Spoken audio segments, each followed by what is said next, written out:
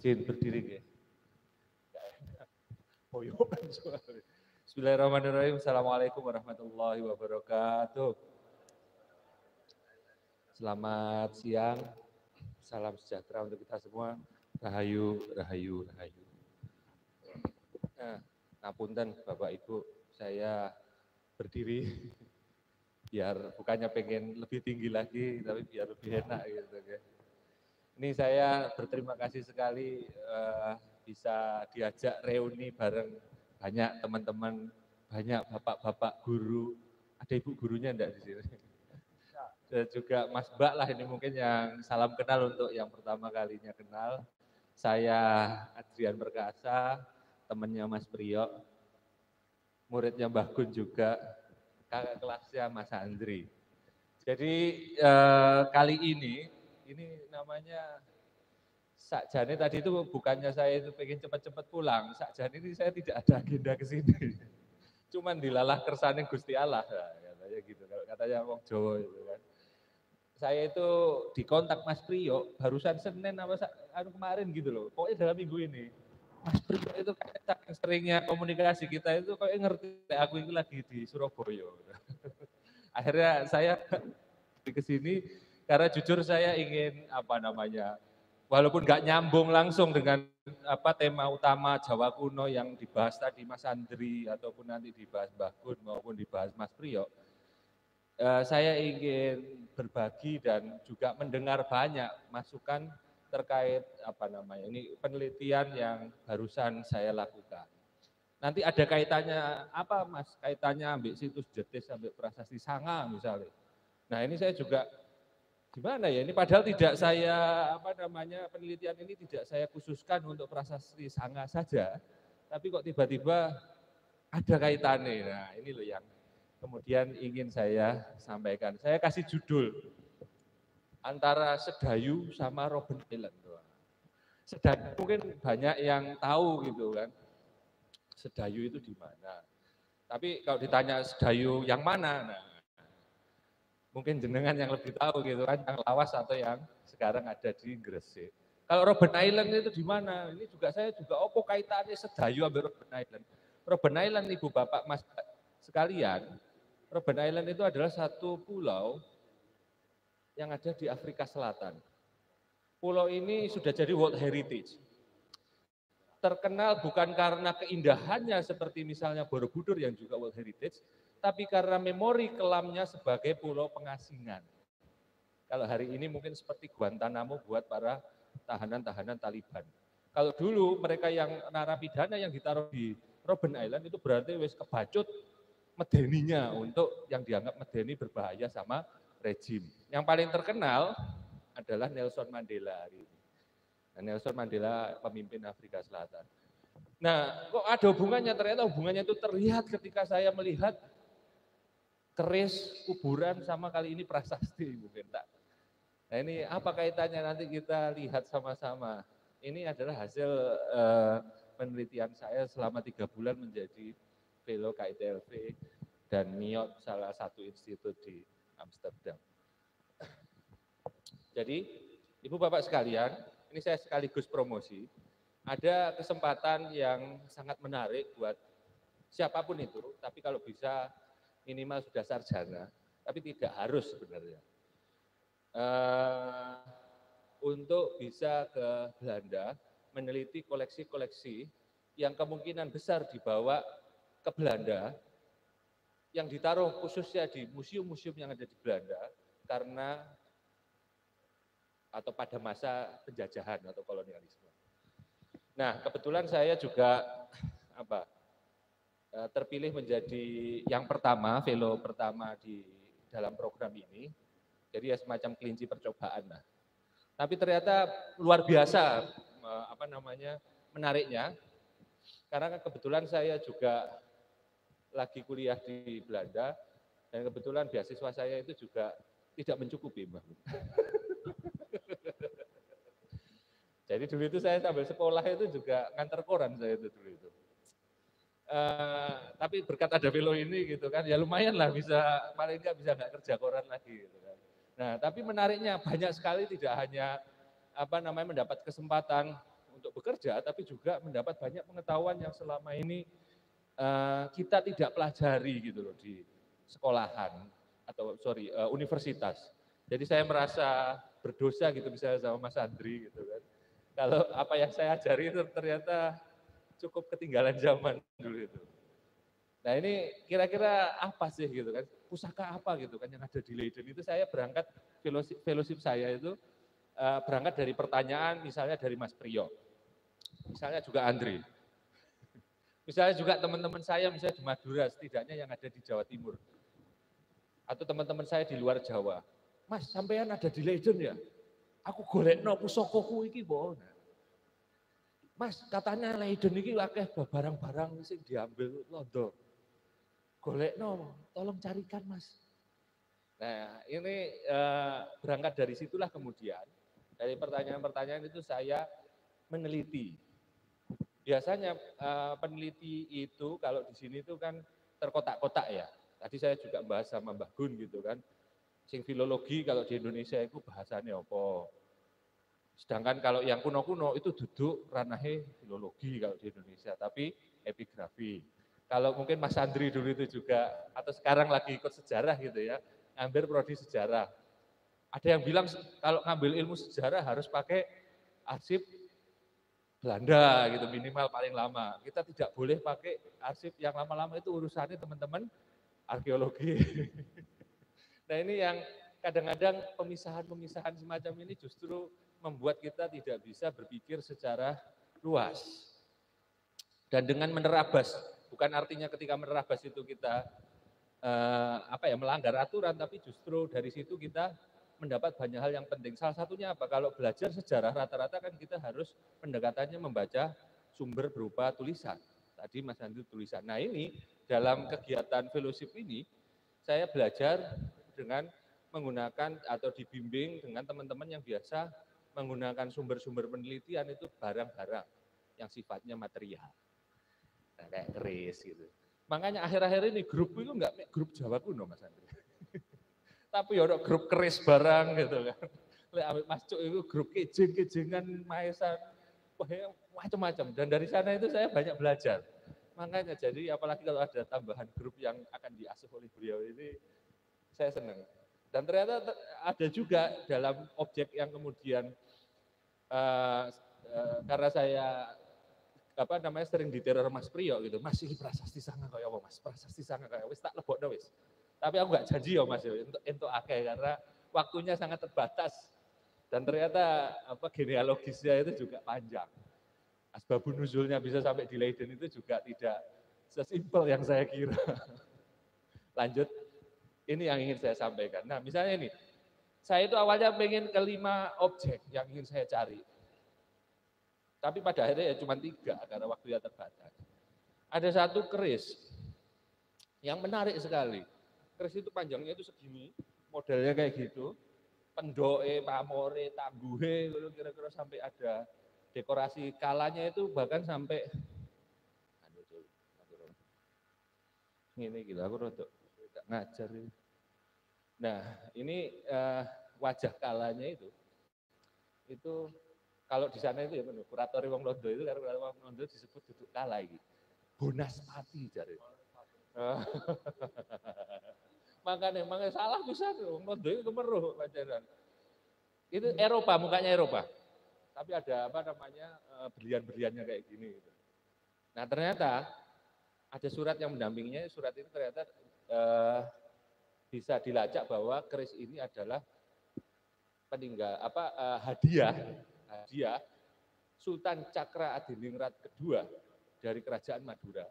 Nah, Kesultanan Madura kepada Raja Willem pertama di Kerajaan Belanda. Tapi Bapak Ibu Mas Mbak Sedoyo, ketika saya sampaikan ini di sana itu mereka keturunan Cakraningrat itu punya paguyuban. Ada ketua yayasan yang paling senior. Saya tanyakan ke mereka. Saya tanyakan ke komunitas-komunitas keris yang ada di Madura. Mereka bilang, oh ini bukan keris Madura Mas.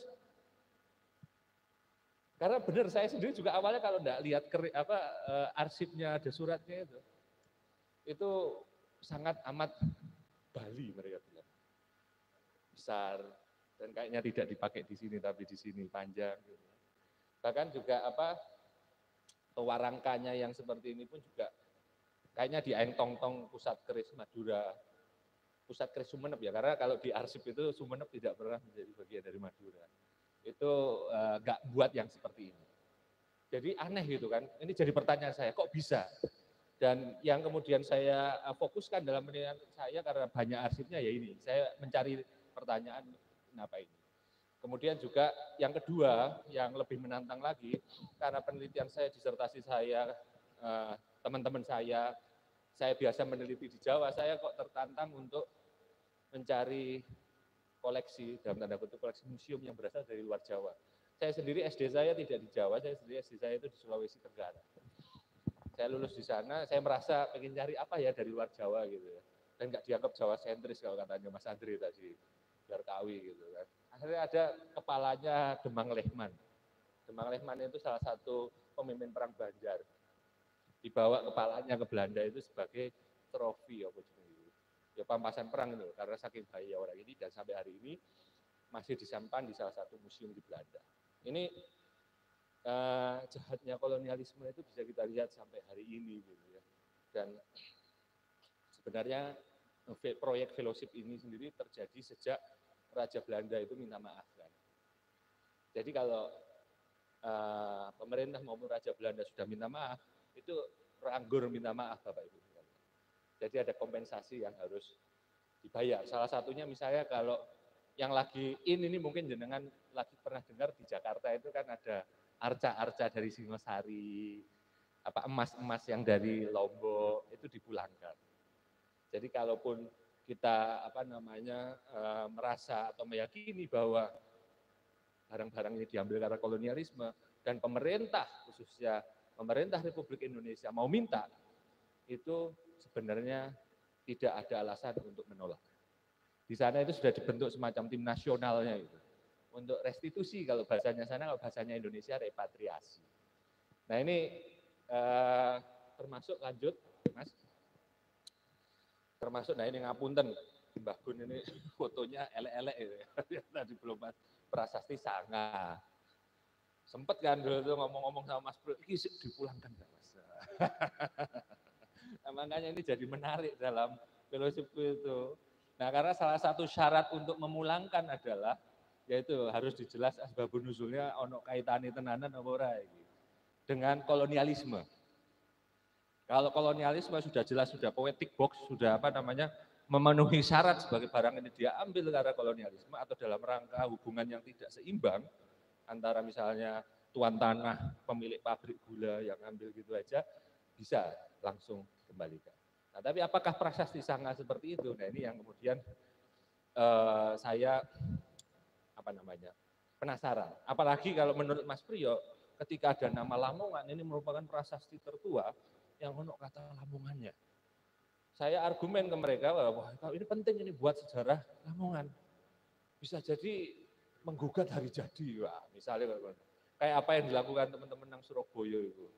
Wah, kabel kok gugat-gugatan kapan diulang tahunnya ulang. Pokoknya itu intinya penting ini kan untuk Lamongan menurut beliau. Enggak tahu nanti menurut jenengan. Lamongan, tapi yang jelas ini memang menarik gitu kan. Gimana cara bacanya? Nah, ini mohon maaf, saya motonya ini ya enggak patek jelas tapi menarik sekali, masih sangat bisa dibaca kok. Lanjut. Nah, program ini merupakan program yaitu tadi yang saya cerita, museum-museum yang dulu miliknya pemerintah negeri Belanda yang besar-besar itu seperti Rijksmuseum, Volkenkunde, Tropenmuseum itu merasa bertanggung jawab dan kemudian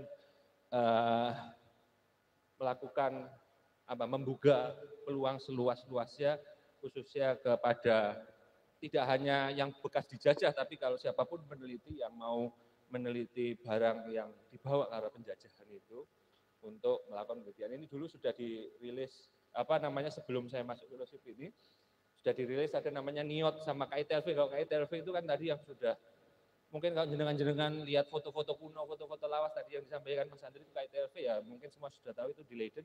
Kalau yang NIOT ini satu institut namanya Netherlands Institute for Oorlogs and Dokumentasi Institut Belanda, institut untuk meneliti tentang perang, genosida, sama Holocaust yang Jerman.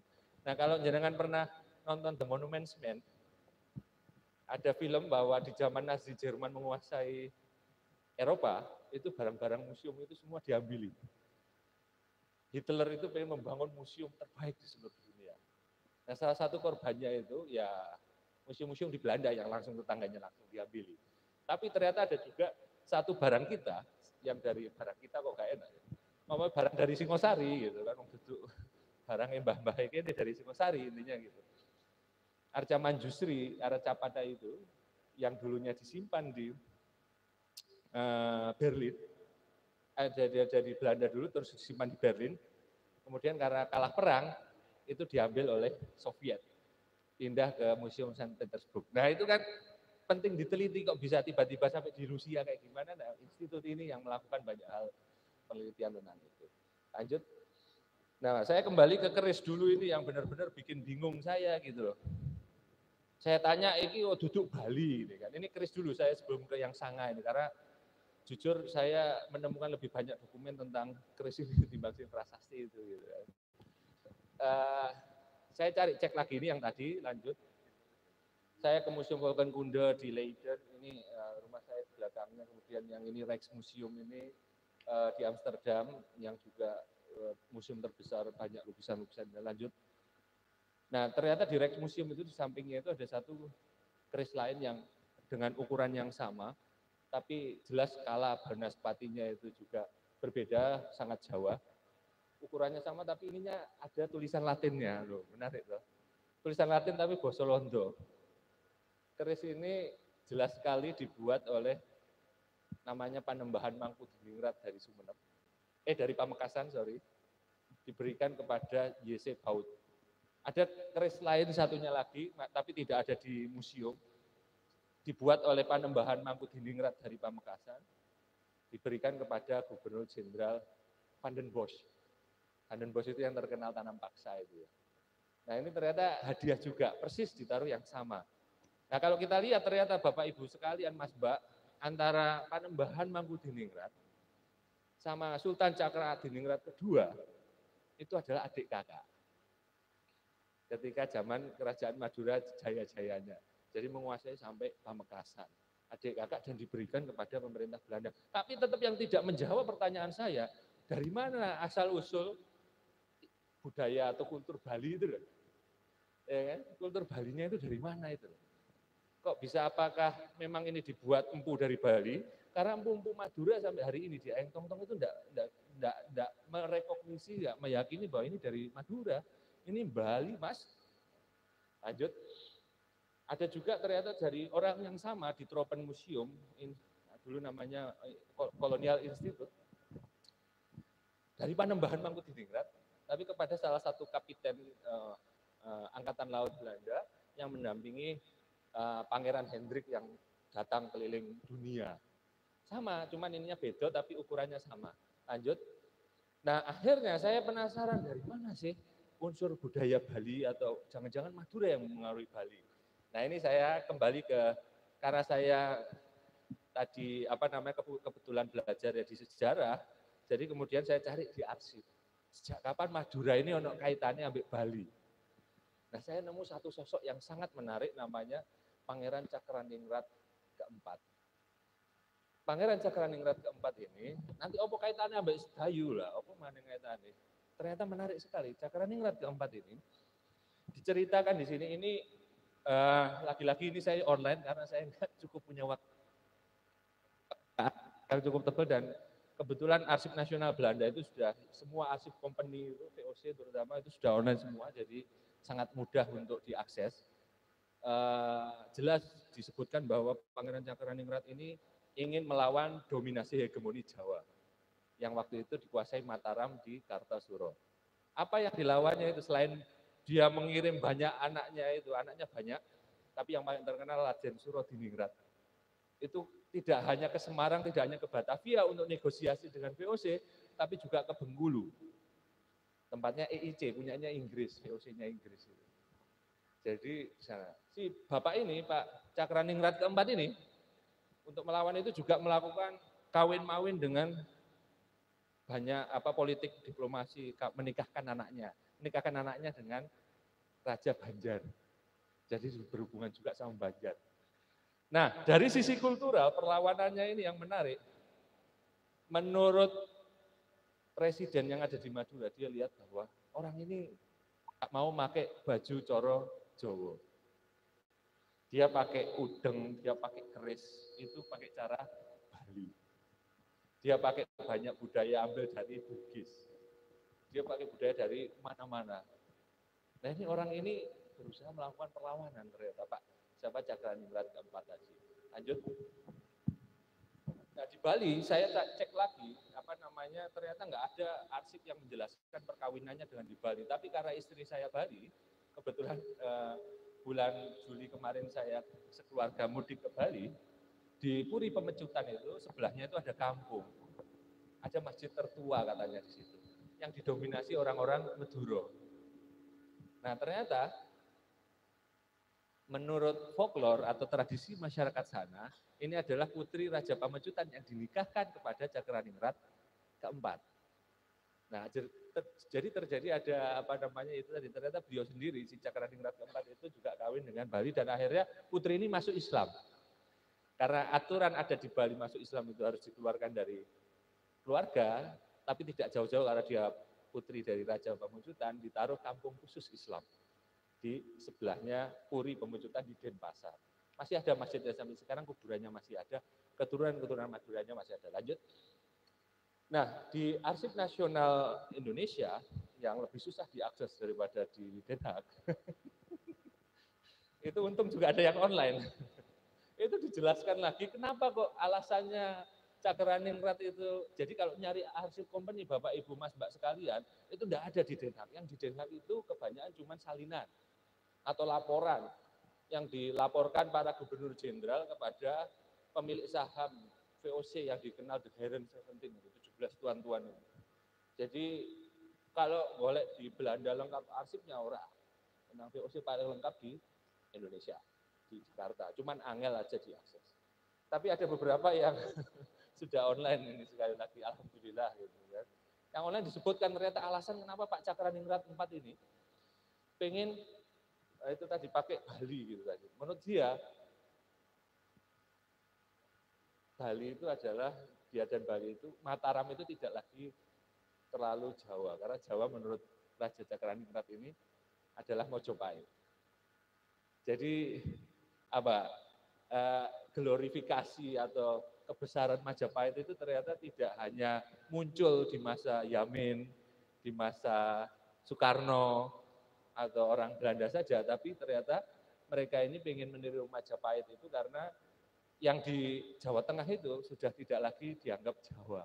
Karena Jawa itu yang mencapai masa menurut mereka masa keemasan itu di zaman Majapahit. Dan itu tradisi itu tadi kalau tadi Mas Andri nyebutkan di Bali pun itu negara kertagama masih dihidungkan. Itu kan juga warisan Majapahit, tapi kita nggak tahu juga kan karena seperti apa perjalanannya sehingga lagunya apa sama, intonasinya apa sama gitu kan.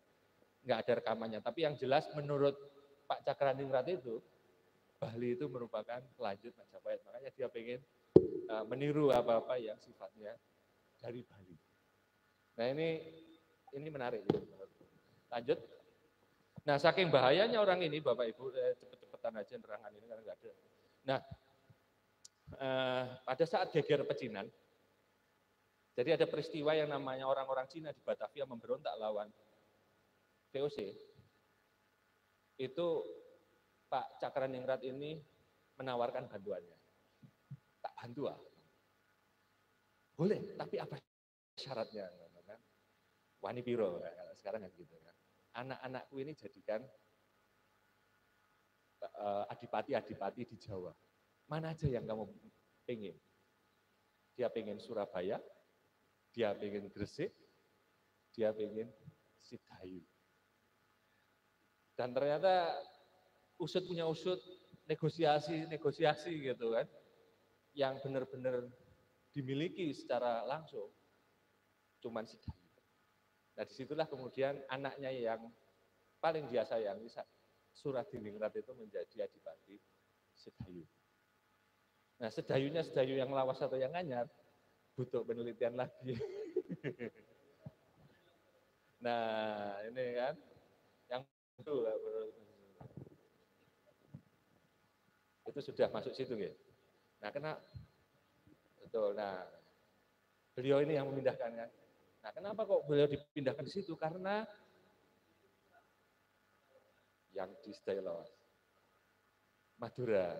Dan ada satu lagi yang penting, yang menurut saya penting dan menurut arsip ini penting, karena waktu itu kan belum ada jalan raya pos, jalan dendels. Jalur infrastruktur utama yang menghubungkan negara-negara Mataram yang ada di pedalaman dengan luar adalah Bengawan Solo. Nah, pinter dia, itu pun juga yang disinggung Canggu kan. Pintu-pintu tol itu dulu tidak ada di jalan raya, tidak ada di jalan darat, tapi di jalur sungai. Jadi dia pinternya gitu kan. Cedek Meduro, Selat Meduro ya kan. Dia pengen kuasai 2 muara sungai terbesar atau jalan terpanjang, jalan yang menghubungkan antara pedalaman Jawa yang kaya akan komoditas khususnya beras dengan pantai-pantai.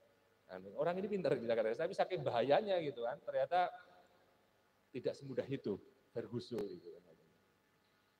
Katanya VOC. Rupanya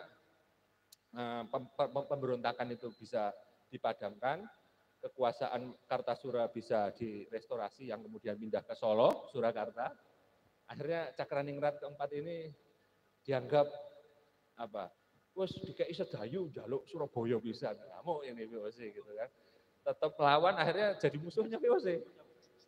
Sampai melarikan diri si Pak siapa namanya ini, Pak Cakraningrat keempat ini sampai ke Banjar. Baru bisa ketangkep di Banjar. Nah di Banjar ini anak-anaknya, 2 anaknya yang lain, Sosor Diningrat sama Rono Diningrat ini, dibuangnya itu cuman ke Selong. Diselongkan, ditaruh ke Sri Lanka. Karena bapaknya dianggap medeni, gitu kan. Dibuangnya itu pertama di Sri Lanka ternyata masih banyak pengikutnya. Dibuang lagi ke jauh namanya ke Kap de Hoop, atau di Afrika Selatan. Dianggap berbahaya lagi, ditaruh di Robben Island. Nah, akhirnya siapa yang gantikan bapaknya ini? Si Surodiningrat Sedayu itu kemudian menggantikan bapaknya menjadi Panembahan. Diangkat gelarnya bukan lagi pangeran, tapi Panembahan Cakradiningrat kelima. Nah dari garis inilah yang kemudian anaknya Cakradiningrat kelima ini kemudian jadi Bupati Sedayu namanya Surodiningrat kedua, terus-terusan Cakradiningrat. Wangsa ini terus berlanjut menguasai Madura Barat maupun Sedayu sampai diabolisinya kekuasaan kesultanan tahun 1888. Nah, terus apa hubungannya sama Pak Cakraningrat keempat ini yang dibuang sana? Ternyata di sana rupanya beliau ini dapat respek yang luar biasa karena berani melawan company dan dianggap sangat punya keramat, punya sakral tertentu. Beliau meninggal, kuburannya ini kemudian dianggap keramat oleh komunitas muslim di sana. Sampai hari ini di Robben Island itu masih ada haul yang dinamakan Syekh Madura. Dan si Nelson Mandela itu di dalam autobiografinya dia melukiskan bagaimana kehidupannya di Robben Island dan dia juga menyinggung bahwa kami berani melawan rezim apartheid. Terutama teman-teman kami yang muslim karena terinspirasi sosok Syekh Madura itu yang berani melawan kekuasaan komunis. Tapi yang lucunya kalau kita ke Arusbaya, Ibu Bapak lanjut. Kalau kita ke makam air mata Ibu, atau Ratu Ibu itu, makam air mata itu, ada kuburan dengan kijingnya. Nah ini perlu kita ngobrol ke Mas Cuk nih saya ini. Itu, nah ada namanya Pangeran Cakraningrat Sidingkap.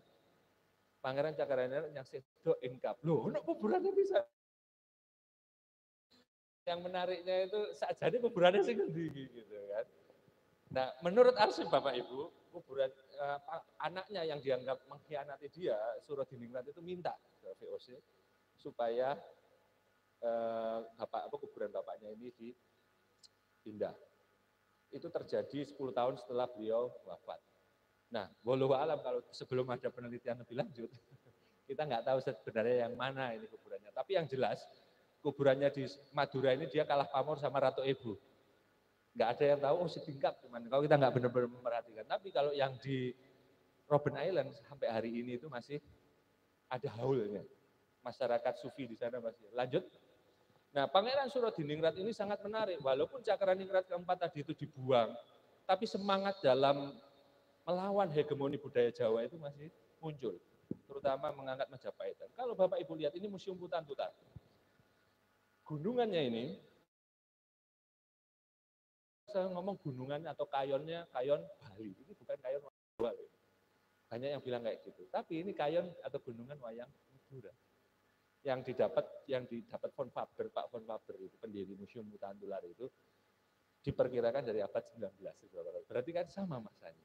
Yang lebih menarik lagi, ini ada ternyata di bukunya Riklef, kalau Mas Andri masih ingat juga, aku pernah baca ini tuh. Ada namanya Tari Gambuh di Madura hari ini.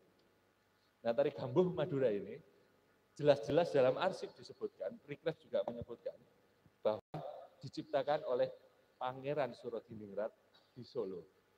Tapi hari ini, Bu Bapak, orang-orang Madura wis lupa semua bahwa Tari Gambuh ini memang dipengaruhi Bali. Yang diciptakan Pangeran Surodiningrat tadi itu di Keraton Kartasura sebelum mereka musuhan, itu rupanya berasal dari periode yang sama. Nah, ini yang menjadikan kalau kita istilahnya cuma baca arsip tok atau cuma neliti keris tok, nggak ketemu ini.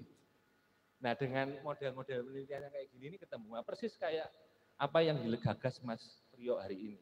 Kalau kita cuma prasastinya tok, selain saya belum memotretnya dengan baik, kita bisa meragukan, benar tak Lamongan sing dimaksud itu Lamongan yang di sini, ya kan? Apa bukti ini, Mas? Apa bukti faktual?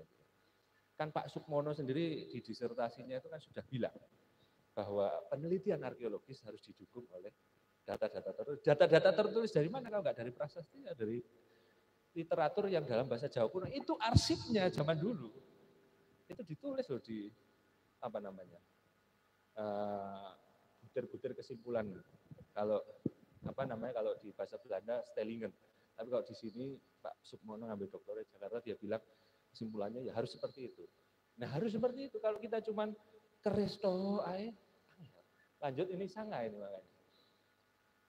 Ini Pak yang tapi ya kualitasnya ini tok gitu kan. Nanti saya pesankan, Pak. Ini ternyata ada satu prasasti Sanga. Nah, ini yang jadi bahan utama hari ini. Menyebutkan Lamongan. Kenapa kok Sanga? Menurut Mas Priyo ono neng Sukosongo.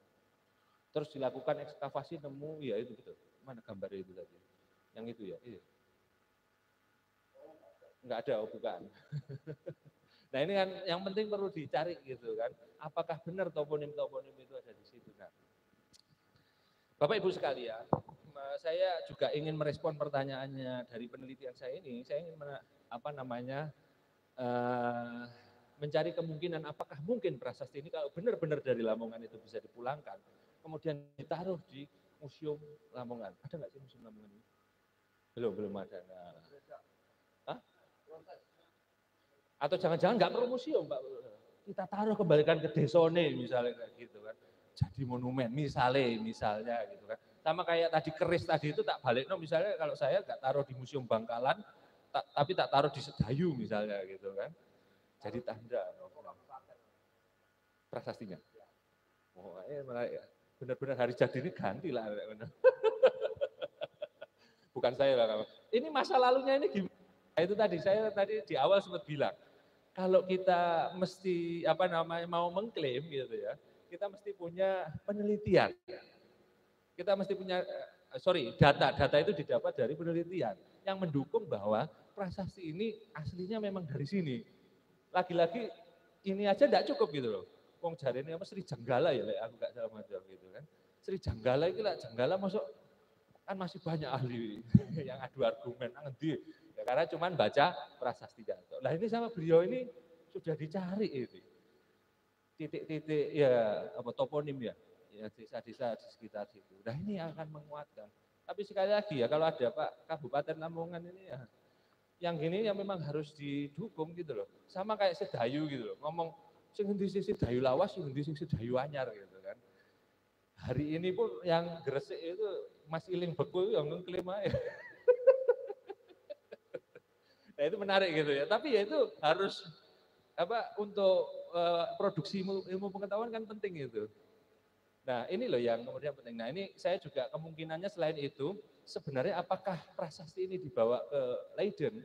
Hari ini prasasti ini jadi koleksi perpustakaan Leiden, ada 2 lempeng, bolak-balik, recto dan verso.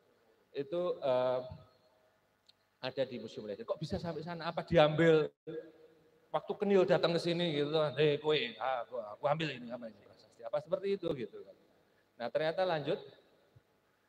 Nah, ini kalau di zoom dekatnya yang lama lanjut ini nanti nggak penting. Nah, Bapak Ibu sekalian, saya golek nang Delver sekali lagi karena Mas Priyo ini ngabarinya baru hari Senin kemarin gitu. Aku golek sing online aja gitu kan.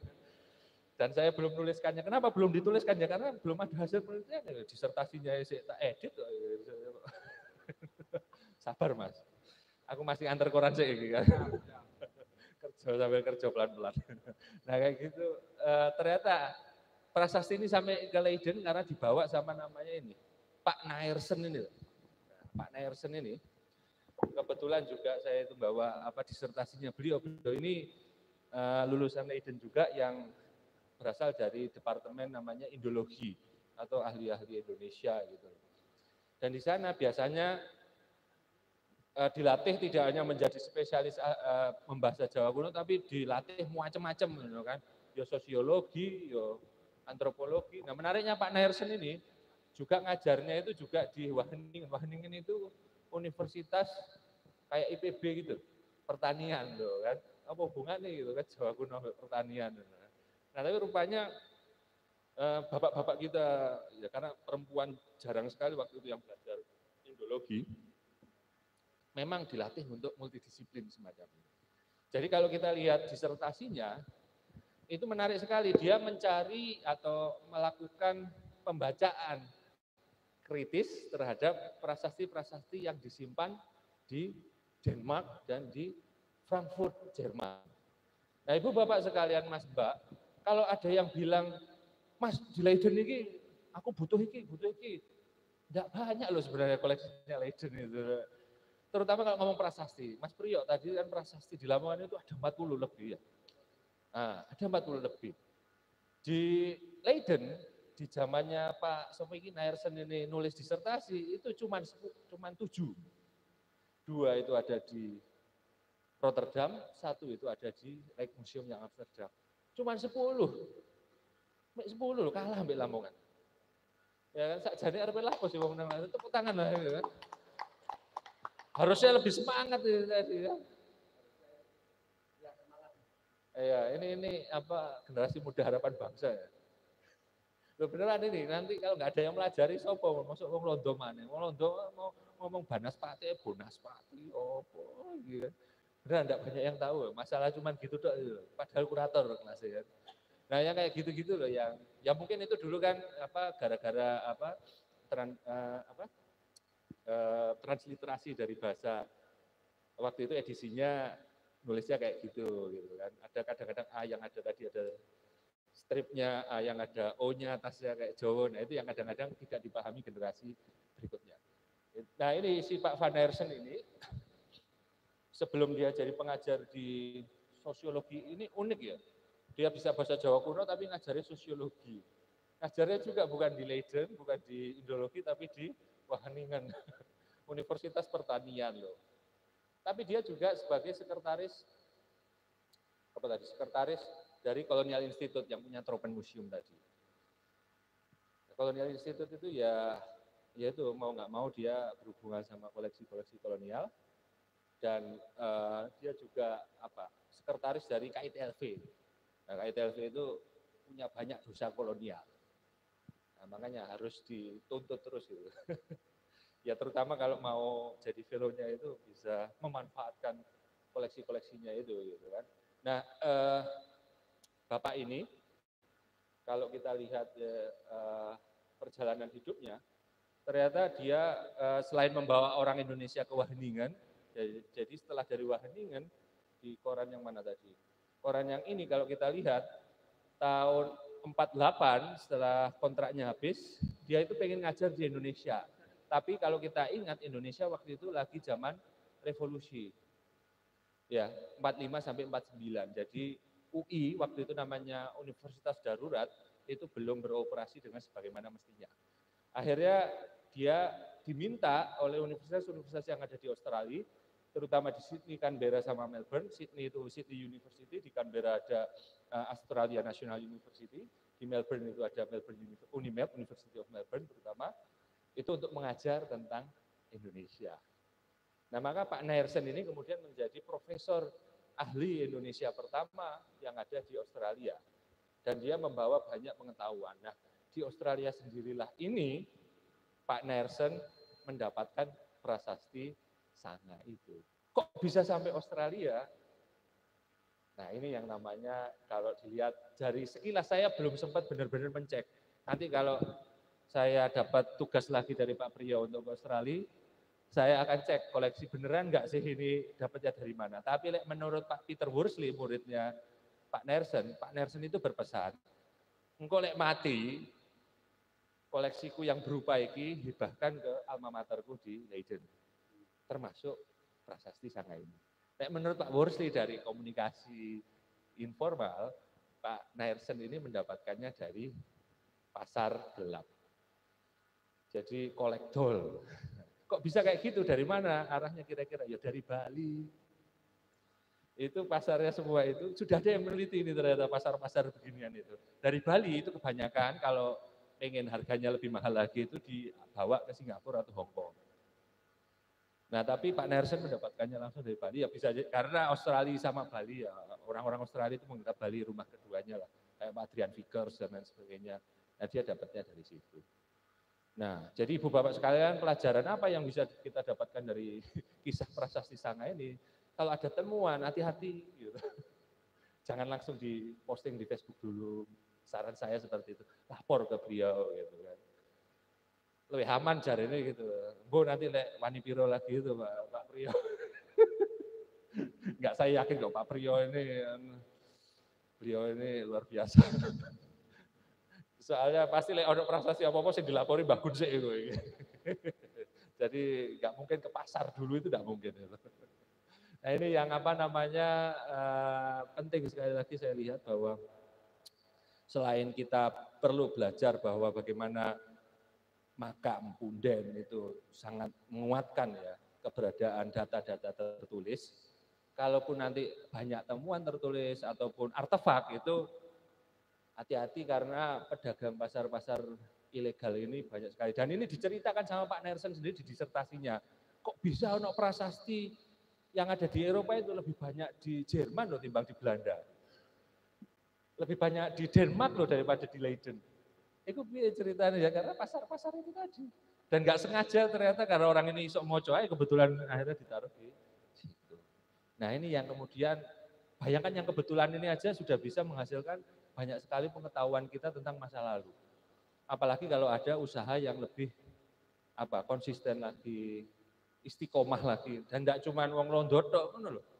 Nah ini kan bapak-bapak ibu-ibu pemuda harapan bangsa yang dibimbing oleh Mas Andri nanti akan meneruskannya. Kula santen kula klopo cekap semanten atur kula. Wallahumma fiq ila aqwamit thoriq. Assalamualaikum warahmatullahi wabarakatuh.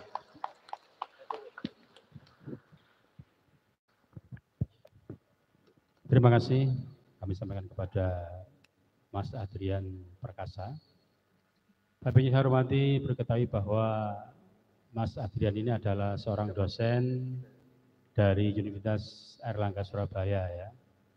Beliau sekarang telah menempuh S3 di Belanda sehingga punya kesempatan besar untuk melihat sekian banyak prasasti Lamongan yang di Leiden sana gitu ya.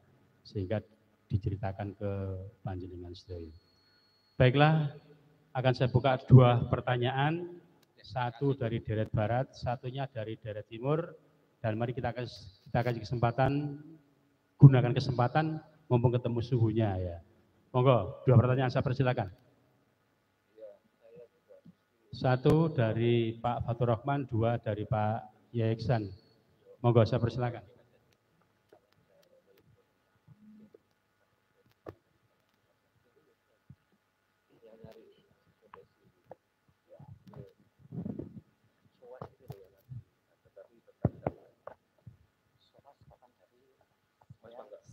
Assalamualaikum warahmatullahi wabarakatuh.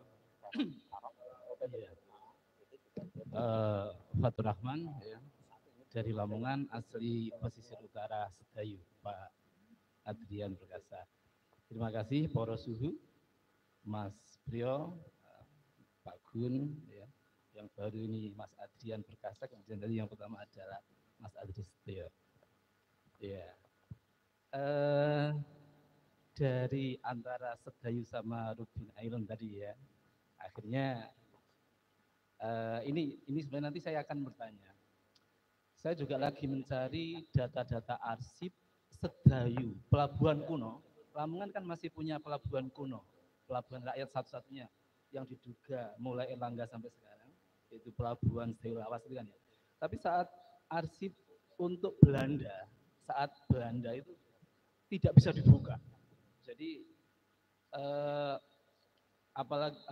ada bekas-bekas kantor Belanda itu lagi ditelisik, yang sekarang sebagian dipakai untuk rumah sakit Lamongan yang ada di sana itu masuk di wilayah Sedayu, rumah sakit Beruntung yang sekarang sudah dibangun di sana itu juga menapaki tanah yang bekas Belanda, kantor Belanda. Tapi itu kantor apa kita nggak tahu, masih nelisik itu. Kemudian foto-foto yang di pelabuhan Sedayu yang lawas itu zaman Belanda kan juga ramai gitu kan ya, tapi tidak ada gitu kan ya. Sementara di peta-peta Belanda, peta-peta kuno ya, peta Prancis itu 1718 memang dikatakan bahwa yang dikatakan Sedayu, Kadipaten Sedayu itu lebih dekat dengan Tuban dan menghadap ke utara Laut Jawa. Makanya tadi diduga penelitian yang terbaru saat ganti terah tadi itu pindah ke Gresik, sehingga diboyong ke sana. Karena Tuban itu terahnya Pekalongan ya, biasa kan itu kalah terah ya. Nah, saat itu Sedayu sebelumnya terah Pekalongan, sebelumnya ada terah Amangkuratan, Sultan Agung sampai dengan Demaknya kan ada. Pertanyaannya yang berikutnya itu yang pertama saya itu, yang kedua gini. Dan Sedayu, Kadipaten Sedayu dan Lamongan itu kan ya, ternyata batasnya cukup jelas. Di tahun 1883 itu ada peta Sedayu. Batasannya itu wilayah Sedayu itu ada Lugung tetap, Babat masuk Sedayu, Pucuk Wanar masuk Sedayu, Sukodadi itu ke sana itu masuk Sedayu. Sementara Turi masuk sini, Belawi, Karanggeneng, Gelagah, batasnya kemudian Wangen Bunga masuk Gresik. Itu adalah Sedayu. Itu peta Belanda saat itu. Jadi kalau kita tarik ke belakang, kadang-kadang wilayah utara itu mungkin saat Erlangga mungkin jadi satu, tapi saat itu antara wilayah utara sama Lamongan terpisah. Apalagi saat itu kan Lamongan kan hanya muncul saat Sunan Giri loh Pak. Oh berarti Lamongan itu muda, sehingga dengan adanya Saresen seperti ini, maka nanti Lamongan akan punya sejarah yang lebih lagi.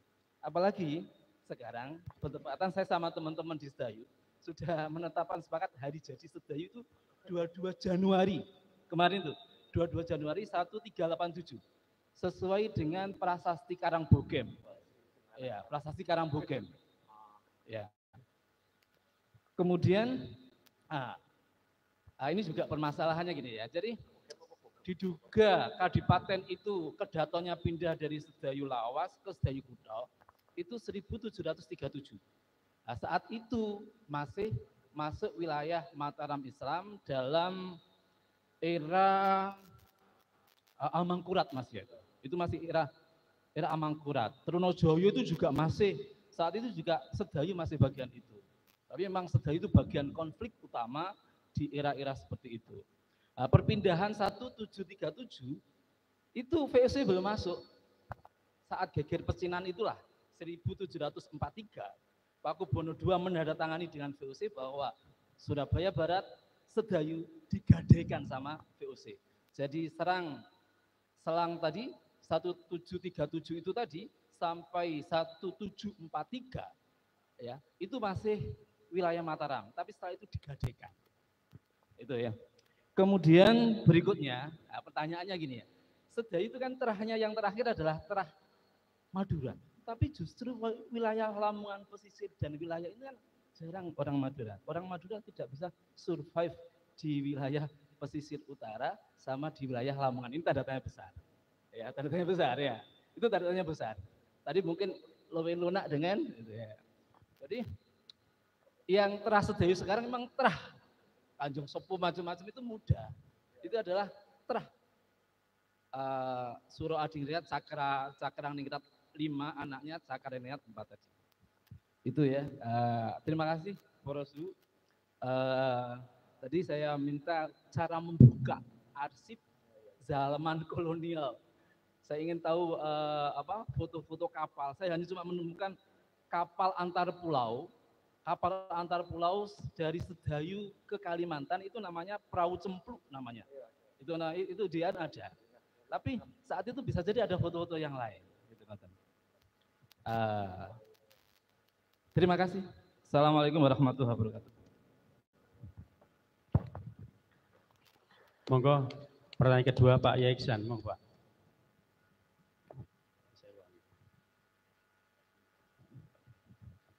Assalamualaikum warahmatullahi wabarakatuh. Bismillahirrahmanirrahim. Pada yang terhormat Kang Priyo, yang terhormat Mas siapa Pak bukan pernah tahu saya Pak dari Bener, Mas Andrian Perkasa dan rombongan. Selamat datang, dan kami Datiksan dalam hal ini mewakili dari komunitas Matra, Masyarakat Adat Nusantara, Dewan Pimpinan Daerah Kabupaten Lamongan. Sangat menarik apa yang menjadikan kita berwawasan. Yang pertama kami melewati yang tentang kajian aksara tadi, kemudian yang kami mencoba menanggapi apa yang disampaikan Mas Andrian. Memang betul ada dua anonim kata Sedayu. Kalau boleh saya menyampaikan, ini sudah juga jadi pernah diseminarkan pada tahun 1907. Ini adalah tulisan Bapak yang waktu itu adalah kami termasuk sebagai salah satu narasumber, bahwa Sedayu Lawas istilahnya pada saat itu adalah pernah oleh Belanda di Sudet, tetapi tidak berhasil. Kemudian sampai pinpronya orang Belanda itu mati bunuh diri. Kemudian Sudetan itu dialihkan ke timur, ke daerah Bayat.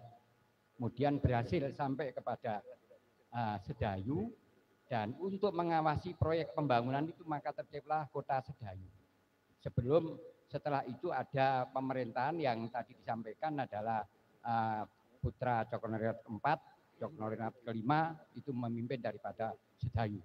Bahkan sisa-sisa sejarahnya ada, yaitu setelah Sedayu Kutho itu pindah ke Kabupaten Gresik, kemudian pendopo kabupatennya ada di Genengkali sampai sekarang. Ini mohon nanti bisa ditindaklanjuti penelitiannya. Kemudian masalah ini juga kami pernah baca dari tulisan Bapak Dr. Abdurrahman. Dalam tulisannya adalah Sejarah Madura Selayang Pandan. Ini tadi yang disampaikan Pak Andrian juga sudah banyak benarnya. Kemudian ada lagi hal yang menyangkut masalah Sedayu Kutho.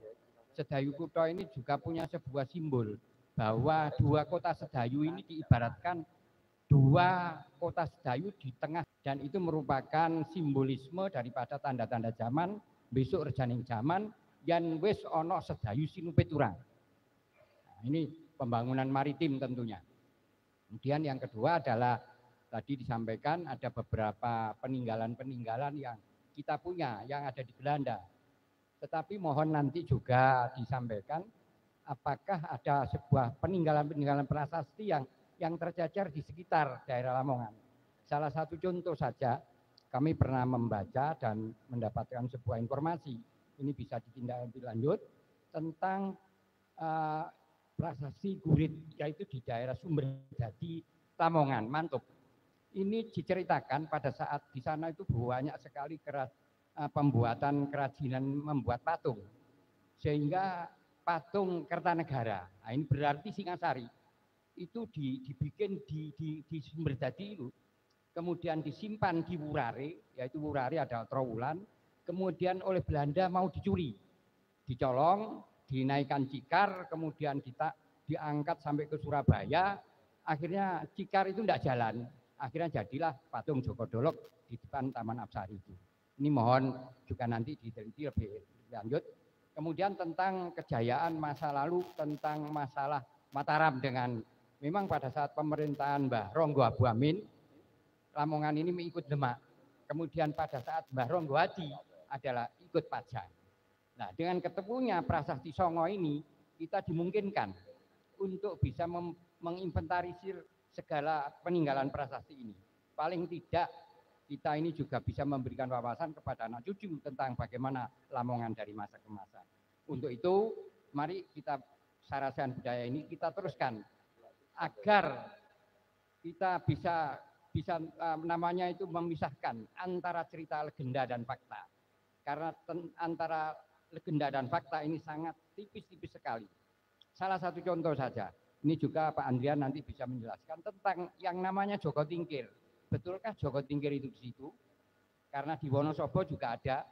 Nah itu siapa figur itu? Karena sudah salah kaprah disebut kepeninggalan Joko Tingkir. Kemudian juga tentang peninggalan Maulana SK, apakah betul Maulana SK itu di Kemantren? Apakah tidak juga sudah setelah dia melarikan diri dari kejaran Menak Sembuyu di Kemantren, lari ke Pasai kemudian di Perlak? Apakah itu yang nanti mohon penjelasan dari Pak Andrian. Sekian akhirul kata, Ihdinas Shiratal Mustaqim. Wassalamualaikum warahmatullahi wabarakatuh. Daya ingat tentang sejarah Lamongan luar biasa sekali. Mohon kiranya narasumber untuk memberikan tanggapan dan jawaban. Saya persilakan.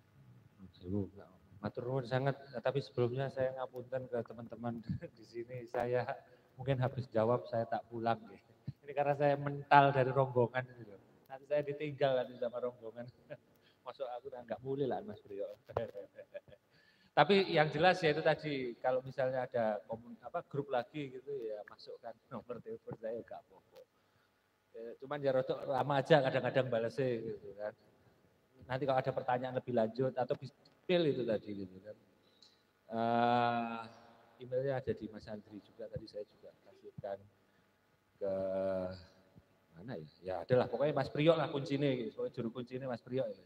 Ampun sama Pak Iksan ini sebenarnya saya juga matur nuwun dulu itu saya Pak Sarkawi ya terutama itu ya, Pimpronya dari Erlangga itu juga. Ya itu waktu itu kalau disuruh nulis lagi mungkin izin aku. Soalnya banyak hal yang belum terungkap gitu ya.